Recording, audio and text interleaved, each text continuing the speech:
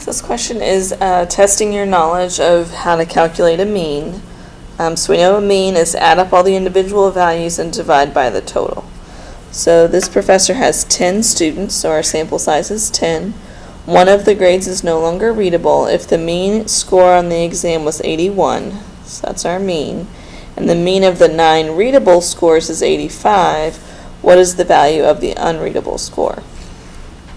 So if we know the mean of the 9 readable scores is 85, we can pretend like all the other 9 scores were 85, since we don't know what they were, but we know if we average it, we get 85. So the safest thing to do is just make them all 85.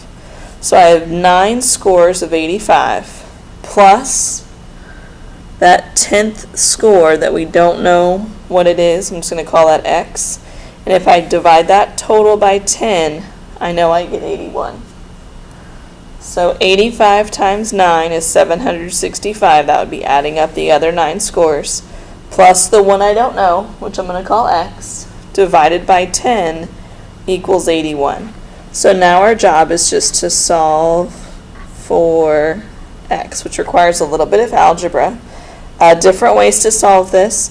The way I teach my students is if this total is being divided by 10, to undo that, I can multiply both sides by 10.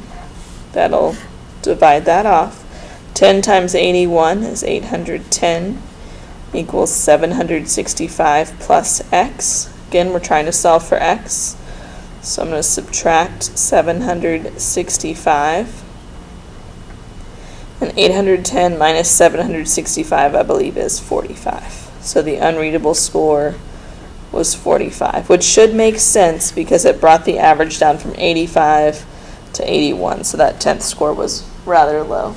But it's just using the formula for mean kind of in a different way.